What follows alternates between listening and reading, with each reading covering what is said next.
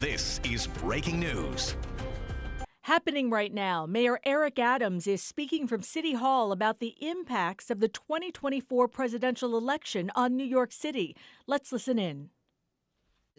And doing what is needed to move our city forward. New Yorkers should rest assured that we have been preparing for various outcomes and will continue that work now that the outcome is clear. We have been focused on a range of budgetary, policy, and civic matters. You'll hear more about this from members of the administration over the course of this discussion. But first, I would, of course, like to turn over the podium to our mayor, Mayor Eric Adams. Thanks so much, First Deputy Mayor.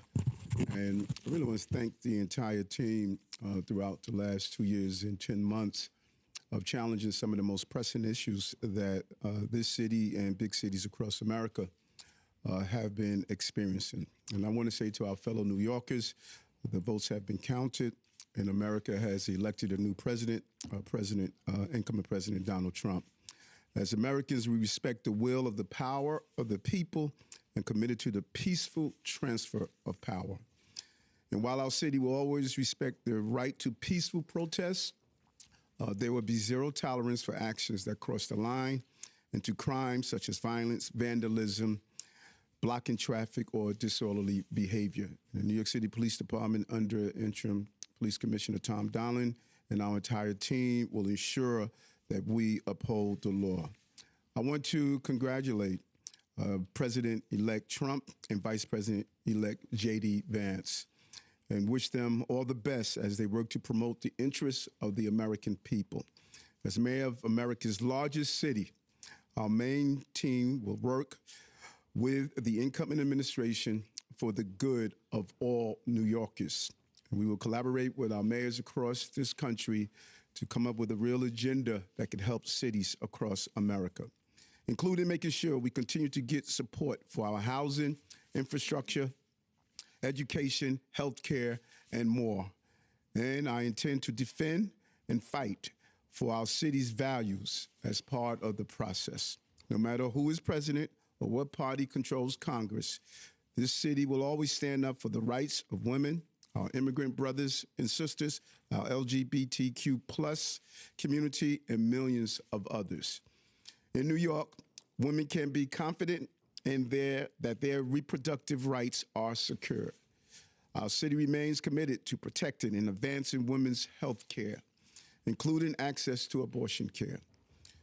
No matter what happens across the country, abortion care will always be available in New York City for anyone who needs it. That includes women outside of this city who come here seeking the care they are denied in other places. We also intend to protect our immigrant communities, and we will work with the new administration and Congress to develop a realistic and compassionate national strategy for our immigration system. This includes pushing Congress to provide expedited authorization for asylum seekers who desire to work, and they are already here. To those immigrants who are living here pursuing the American dream, as so many generations did before you, New York City stands with you. Our city will also continue to offer care, resources, and legal help to those who need it. Regardless of immigration status, we will be here for you. New York City will always remain a city of immigrants and a beacon of liberty around the globe. And our administration's executive order protects physicians providing gender-affirming care. This administration is working every single day to make this a safer, more affordable city for all New Yorkers. And we will work with the incoming administration to ensure we can continue to build critical infrastructure throughout the 5 boroughs. Under Deputy Mayor Joshi's leadership, we will continue to fight for every dollar to build the infrastructure we need to keep our city functioning and create climate resiliency. These are generational projects that we must move forward no matter who is in the White House. I want to salute Vice President Kamala Harris and Governor Tim Walz for running a powerful campaign that inspired and uplifted women, communities of color, and millions of others across the nations. As Americans, we must find a way to unite our country as we move forward. I understand that this has been a difficult and divisive campaign, but the millions of ballot casts show that American democracy remains strong. If we have seen anything over the last 248 years, it is that American people will never give up on trying to make this a better nation for all. But it takes work, it takes commitment, and it takes grit. Democracy is not something that happens every 4 years. It's the work we do every day, especially here in New York City. I urge every New Yorker to stay engaged in our political process. Make your voices heard and keep your community strong. New York City continues to be a place where all are free to express their opinions peacefully. This is how we built this great nation and how we would keep New York the greatest city on the globe. Thank you. Tim?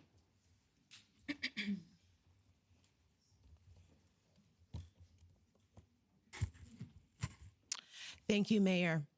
What we saw across the city and across the country, of course, was very strong turnout. Here in New York, New Yorkers got engaged and voted early in robust numbers. We're seeing counts of 2.4 million ballots cast, close to 400,000 mail-in ballots requested, close to 40,000 observers and volunteers fanning out across the city. And so we want to thank all of them. I want to thank New Yorkers for participating fully and volunteers for ensuring that New Yorkers can do so. As the mayor mentioned, it's no secret that the campaign trail was difficult and divisive.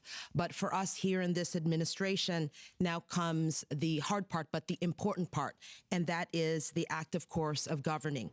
Hard as it may be, New Yorkers expect us to be resolute in ensuring that we move the city forward, that we work, as the mayor mentioned, with the new administration as constructively as possible to do all of the things that strengthen our city, rebuild our infrastructure, create jobs, uplift working people, protect our residents, and preserve the liberties that New Yorkers enjoy. As I mentioned earlier, New Yorkers should rest assured that we have been preparing for different scenarios. We've been doing that type of planning to ensure that we are prepared to protect and preserve what matters most to New Yorkers. As part of that work, we reviewed the implications of the 2016 elections. We identified key funding and policy risks, and we've charted already actions that we need to be prepared to take to mitigate the risk and to seize opportunities for New Yorkers in the stretch ahead. So just to give some highlights, here's what we're focused on. Number one, we're focused on the budget. We understand that the success of our city is deeply intertwined with the support of the federal government.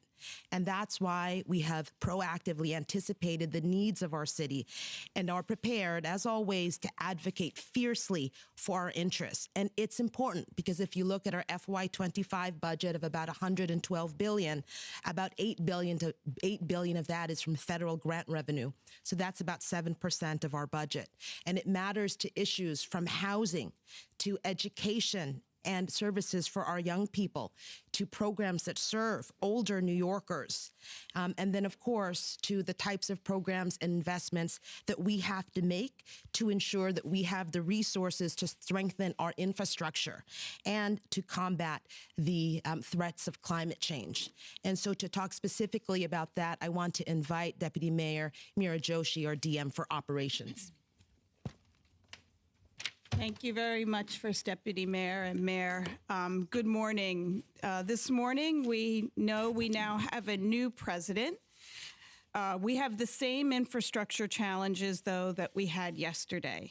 Crumbling bridges, pollution, excessive heat, and extreme water that overwhelms traditional sewer systems.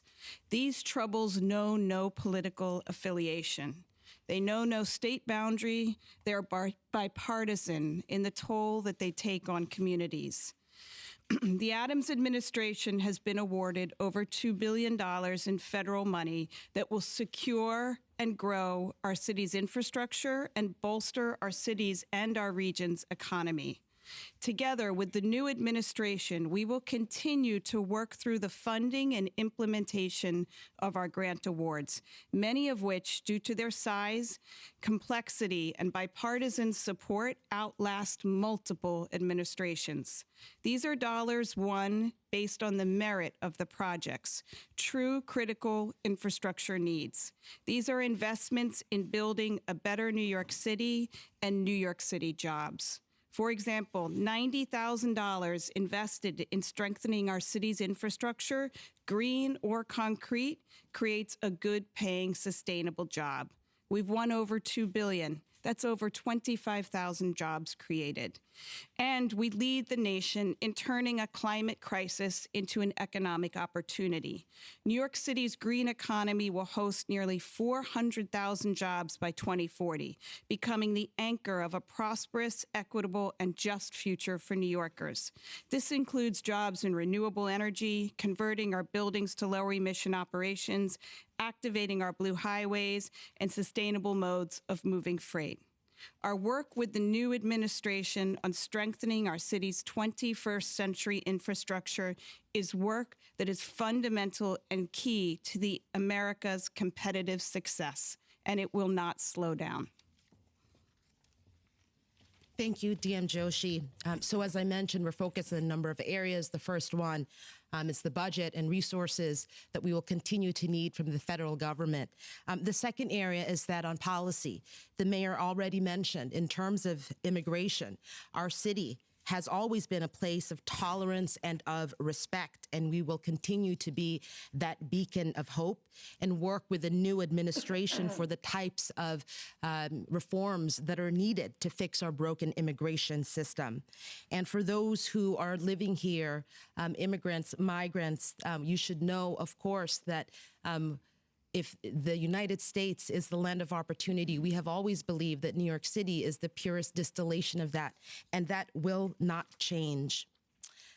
The other area in terms of policy that we have been extraordinarily focused on and will continue to be is on healthcare and on reproductive rights. Our city remains committed to protecting and advancing women's healthcare in every way. We will fight to ensure that it remains that way, and that we continue to lead the nation in ensuring that every woman has the autonomy and support to make informed choices about her health. And so to speak more on this, Deputy Mayor for Health and Human Services, Ann Williams-Isom. Thank you, First Deputy Mayor. As the mayor and the first deputy mayor stated, our administration is well prepared to work with the incoming administration to continue to ensure that we receive the federal support we need to continue to deliver for New Yorkers. Our work is also rooted in our unwavering commitment to New York's values. That means standing to support all New Yorkers to help every child, every family, and individual thrive. Continuing to create a welcoming city for immigrants and ensuring everyone, including migrants and undocumented folks, have the right to city services, education, healthcare, and public safety. And to assure that healthcare continues to be a fundamental right in our city.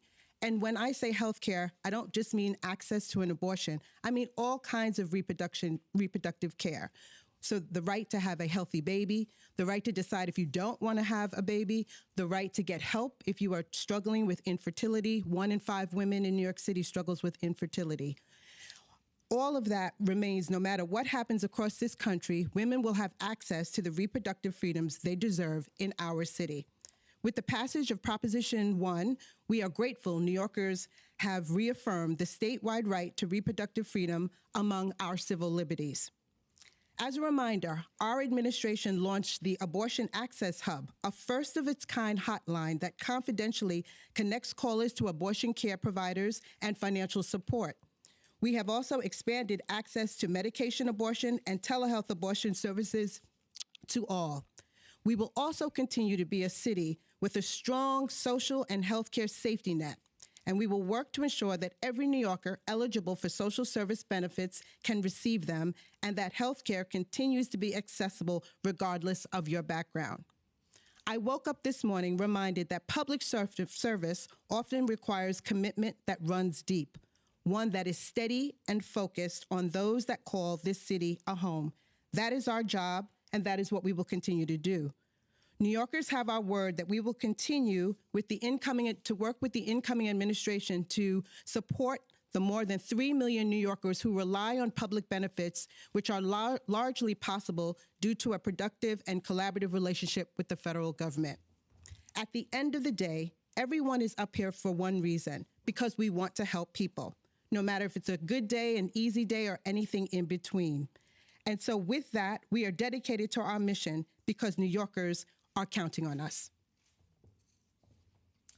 Thank you, DM Ann. So we're focused on the budget, we're focused on policy matters, and of course, we remain focused on security preparedness. So as New Yorkers reckon with the reverberations of the election, we want everyone to know that we are prepared for every eventuality to ensure New Yorkers' safety and their rights of peaceful protest. And to speak more about this, I'd like to invite Interim PC Tom Donlin to the podium. Okay, good morning, everyone, and thank you, First Step. And Mayor Adams, we thank you very much for having this press conference today, and all of you for being here with us. Millions of New Yorkers went to public polling sites yesterday and had their voices heard. And at every one of our 1,200 plus polling sites, they were protected by members of the NYPD. I want to express my thanks and deep appreciation for the work of our NYPD officers throughout the day. And along with the highly regarded and competent school safety agents at a polling site across the city. There were no incidents yesterday, and that's a credit to the incredible job our officers did to keep our city safe. And now the election is over, our department will continue that work. The business of New York goes on, and the NYPD is ready, as always, to keep it operating smoothly. Just as we protected everyone's right to vote, we will also protect the right to peaceful protest. But as we said time and time again, we have no tolerance for criminal activity, violence, property damage, or disruption or emergency on our emergency services. We're assessing all safety concerns, working closely always with our federal and state partners. And we have also resources available citywide to address any issues regarding demonstrations, whether they are planned or unplanned. Our department is well prepared, highly trained, and we've dealt with this many, many times before. Our NYPD officers always rise to the occasion, and I'm extremely proud of their exceptional performance and professionalism and dedication. They are the very best at what they do, and they prove it every day. Thank you.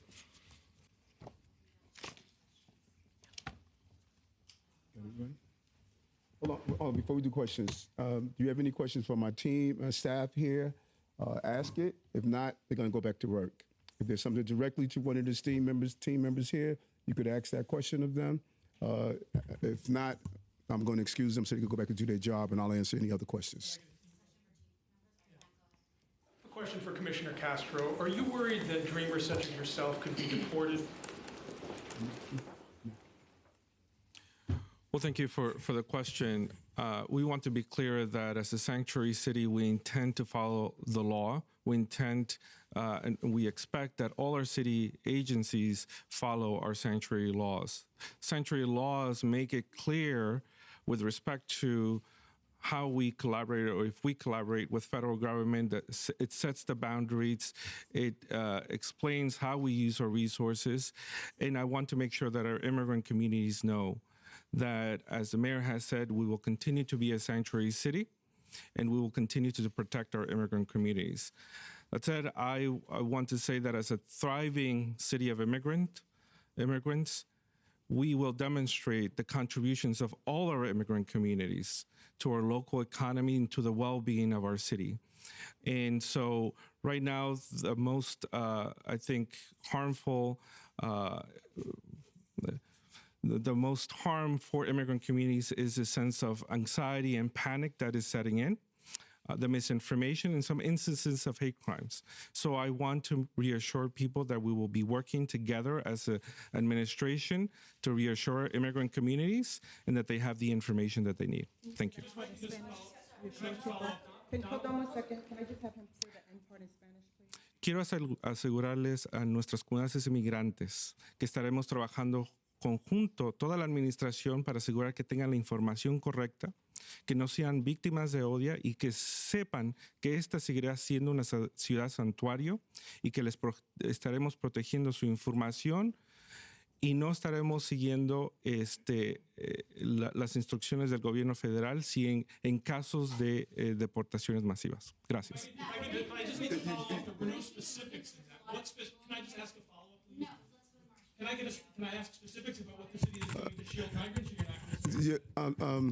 We took your question, and you're not going to disrupt our off topics. So you could ask. We're not disappearing. If you got another follow-up question, you know how to reach Kayla. You know how to reach Fabian. We're going to move to the next question. You've given no specifics. Mr. Mayor, I wondered if I have two questions. The first one has to do with transportation.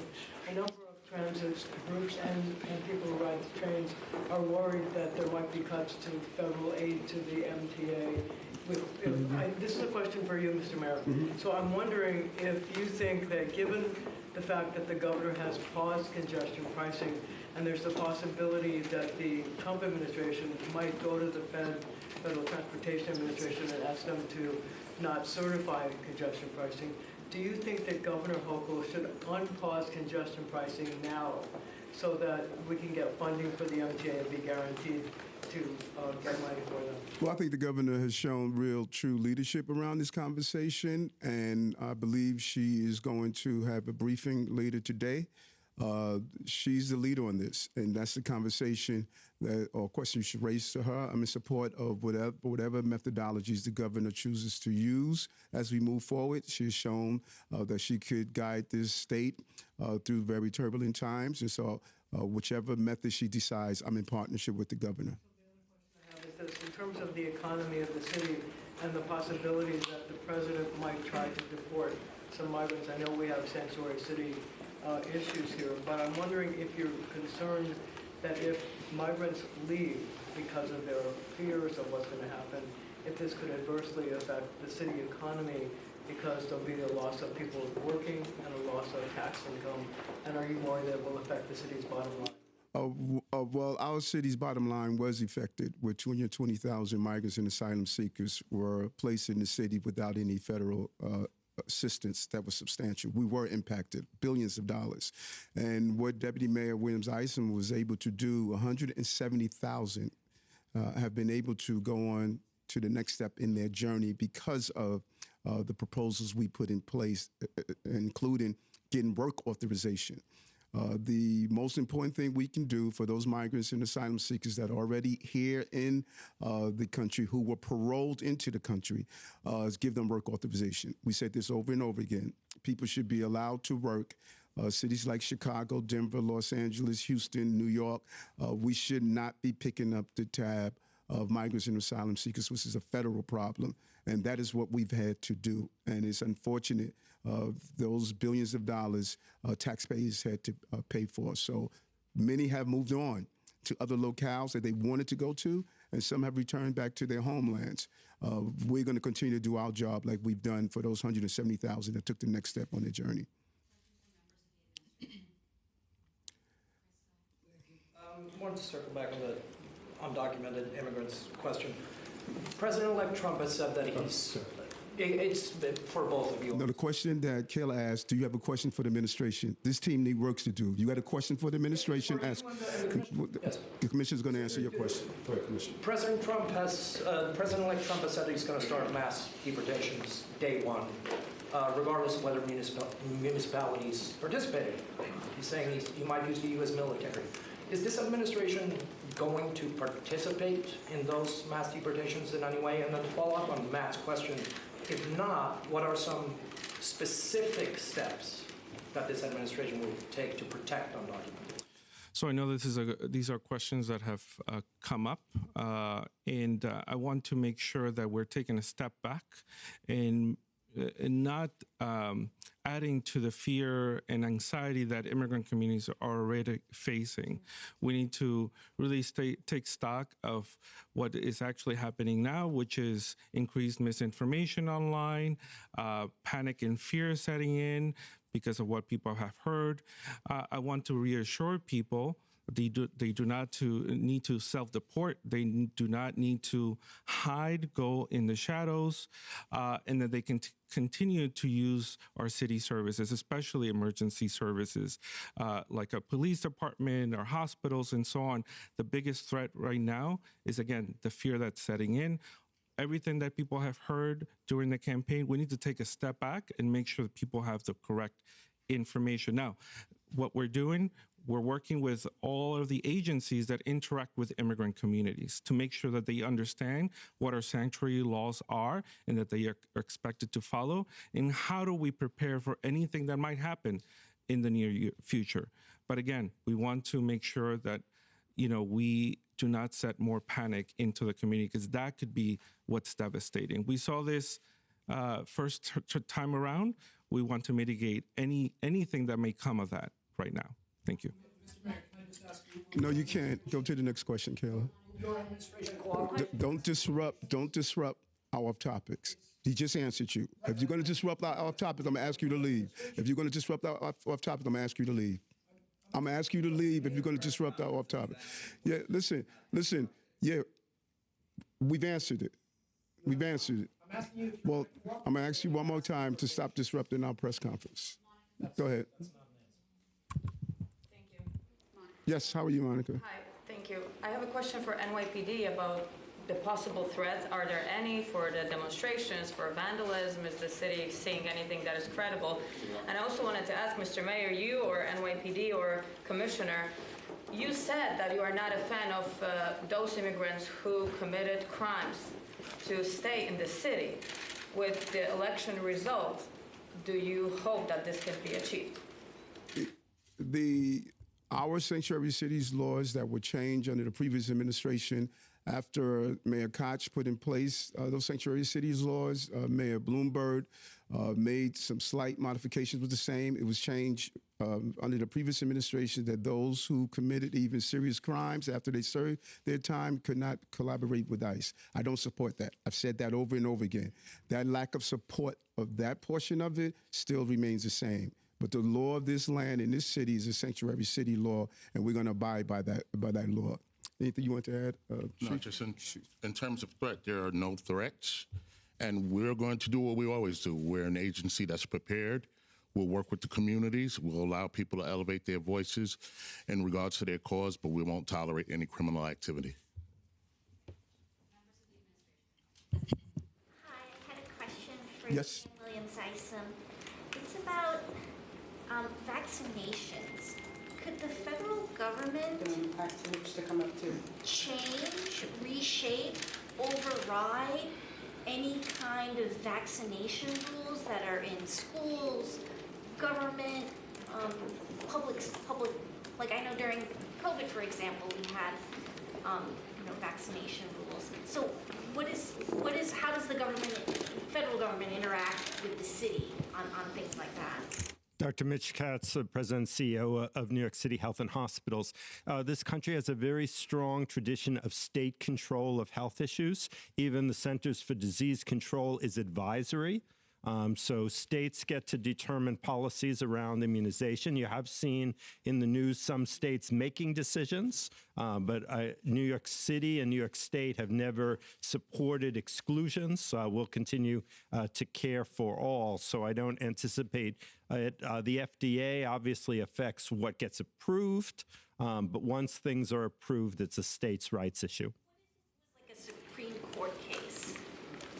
I'm not a lawyer. I can only say that the country has a very strong history of state control of health policy. Hi, yes, I wanted to go back to the immigration issue. Is there a communication that's happening right now between City Hall and the incoming Trump administration? And what type of, information are you giving to the immigrants here to settle those problems with anxiety and fears that you mentioned? And then also, last thing, can you just, once you say it in English, also say it in Spanish as well? Reminds me of 2 years ago when we were doing this with the asylum seekers. But Look, there are limits in place as to what we can communicate with respect to immigration to the federal government. So that's in place. I've already spoken with the school's chancellor early this morning to talk about how we best support our immigrant families who have children in the schools. That's top of mind for us. We do not want our immigrant parents to stop sending their children to school. I will have similar conversations with other commissioners, agency officials to make sure that we have a plan in place to communicate and support immigrant families. Again, we want people to come forward if they have been a victim of a crime or if they have been a witness of a crime. Of course, this does not just impact immigrant communities, but it impacts us all New Yorkers if immigrants are not coming forward. And I can go on and on. What's important to know is that right now, we cannot add to the anxiety and the fear that people are experiencing. And that is what my message to all of you. We want to take a step back and wait to see what will come in the next couple of months and educate our immigrant communities about their rights and about our sanctuary laws. Por el momento, lo que estamos haciendo es coordinando con las agencias del gobierno de la ciudad para que entiendan cuáles son nuestras leyes santuario, cómo ayudar y apoyar a las comunidades inmigrantes, especialmente a los padres de familia que tengan a niños en sus escuelas, aquellas personas que han sido víctima de un crimen o han visto un crimen, que sigan utilizando nuestros servicios de policía o servicios médicos y otros tipos de servicios de la ciudad de Nueva York. Lo importante es no aumentar el temor y la ansiedad que tiene nuestra comunidad migrante en estos momentos y ayudarle a entender sus derechos y nuestras leyes santuario. Thank you. Yeah, I guess for the NYPD, which he wants to take it, there was a 90-day crackdown announced on street vendors. I'm wondering if you guys have reconsidered that at all in light of concerns that we're going to have immigrants kind of wrapped up into the criminal legal system. Yeah. You said the 90-day crackdown? Okay. Yeah. That's right. Yeah. He's talking about what we're doing on Roosevelt Avenue. That's a specific initiative just to address criminal activity, quality of life conditions on Roosevelt Avenue.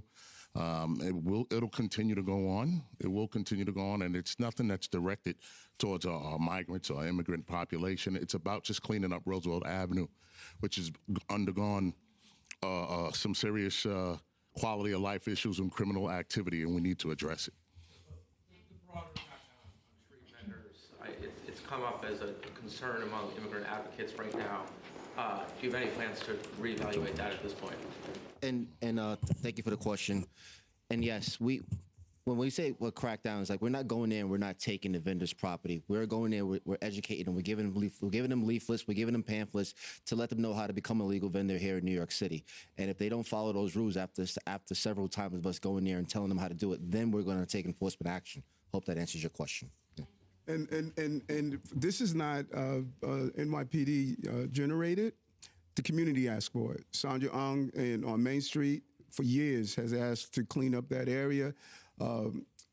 Francisco Moya over on Roosevelt Avenue, everything from the sex trafficking to the illegal vendors. People don't want to have disorder in their communities. And so we're responding to the calls of residents. And those who are advocating that we should not do it, they should educate people on how to follow the process to be a vendor. You cannot have a state of disorder like we saw in the Brooklyn Bridge, like we're seeing on Roosevelt Island, like we saw Roosevelt Avenue, like we saw on Main Street. And we heard the other day at a town hall on Coney Island Avenue in the Bronx. People are concerned about that. They're concerned about their communities turning into open air markets, and they want the quality of life that they deserve. I don't have vendors in front of Gracie Mansion. Why is that? Because it would not be tolerated. So if it shouldn't be tolerated on the Upper East Side, it should not be tolerated in other parts of the city. We're responding to the calls of the residents. The number of licenses? To the first deputy mayor. Yes. You said a moment ago that you and the staff had gamed out a number of post-election scenarios. In so doing, what did you identify as the biggest risk to the city? And what are you most concerned about? In all of the scenarios, we started with what matters most to New Yorkers. And what matters most to New Yorkers from the federal government are a number of issues, including that we have the resources that we need to improve the lives of people across the 5 boroughs. I mentioned some categories earlier, from housing to education to healthcare. Regardless of who is in the White House, what we need from the federal government is significant, and we're going to continue to advocate for that.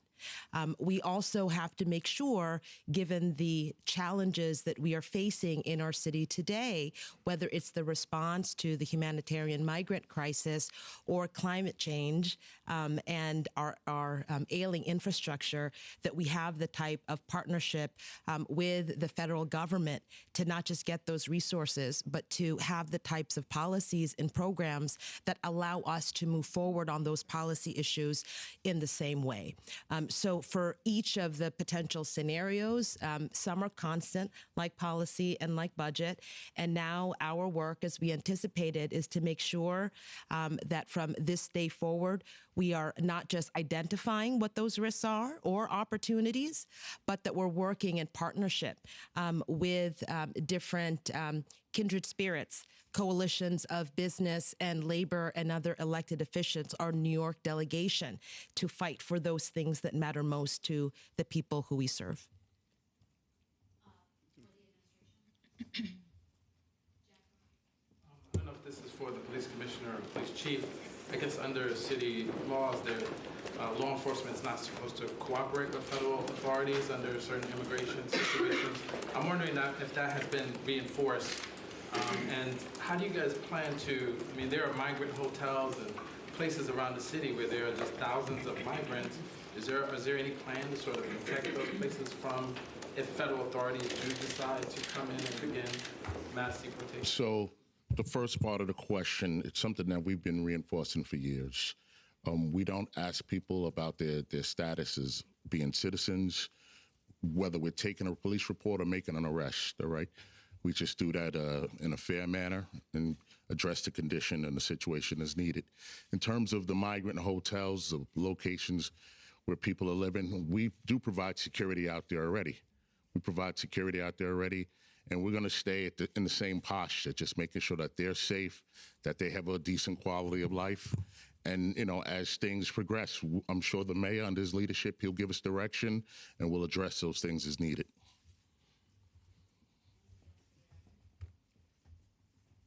Okay, thanks, team. Thank you for being here.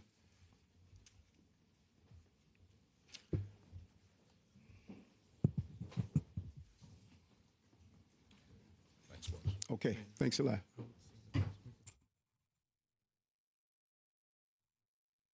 Well said. Well said.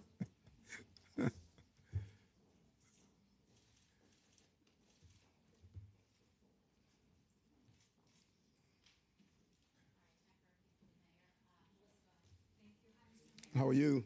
Good, thank you. So I just want to ask you if you can be a little more specific overall about the migrant strategy of the city with the incoming president.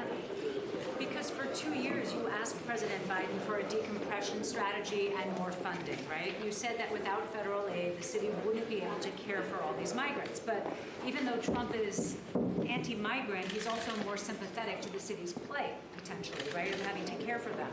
So I didn't hear you say today that you're asking Trump for any more money or for the decompression strategy. Is that because you think he just wouldn't agree to it? And is deportation just now a bigger concern than the cost of the migrants? That's my first one. The second one is, did you call President Trump or reach out to him to congratulate him? No, I have not. I intend to do so. I can only imagine after a national election, your phones are probably being calls from all over. But specifically dealing with the issue, my call remains the same. It didn't matter to me who was in the White House. I have been consistent on my calls since 2023, if not earlier, that New York City and other big cities should not be picking up the course of a national problem.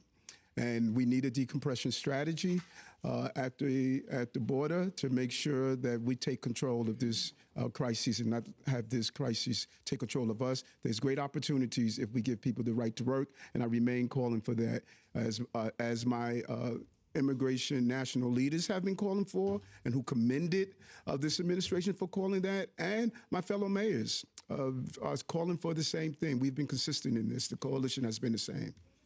Follow up quickly, just please. Is there any common ground, Mr. Mayor, between your position on the migrants and what you think the city needs and what you think President Trump would be willing to deliver to the city in terms of help?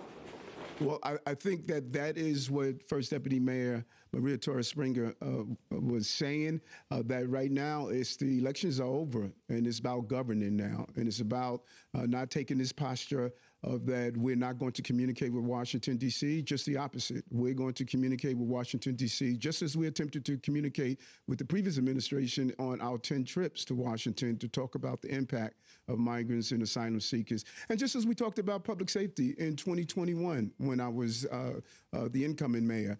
I've been very consistent on these working people issues that impact our cities, and I'm going to continue to do that. It's not going to change. Hi, Mr. Mayor. How are you? Thank you. Good. So just a little bit of a follow-up on that. Yes. Would you rather see a decompression strategy, or would you rather see more funding? Would you rather see some of the migrants moved out of some of these shelters and maybe to other states? Or would you like to see the federal government maybe cut you a check?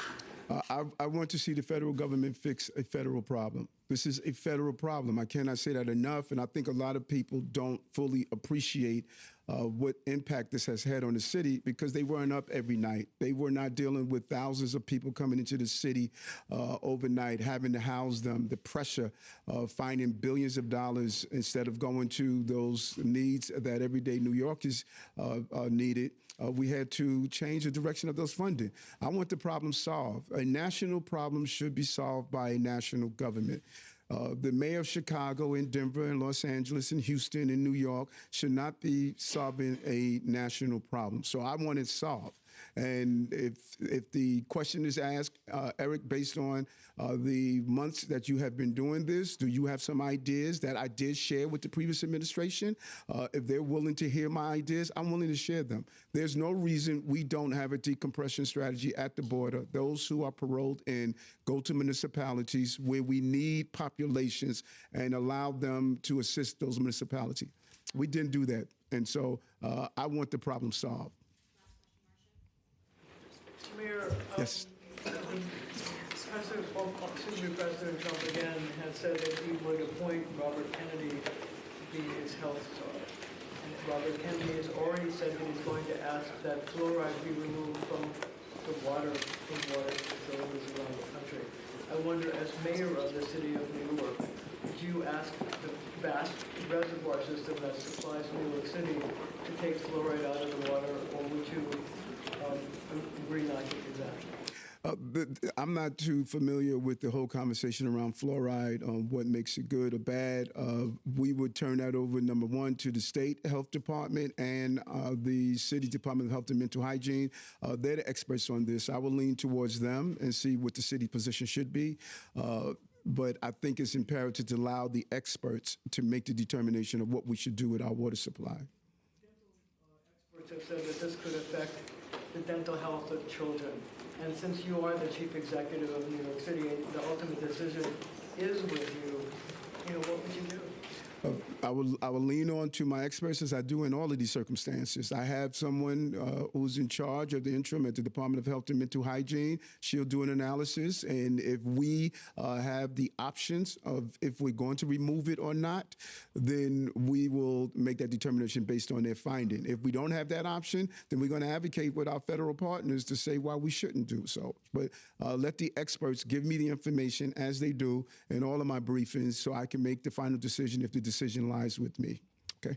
Thank you.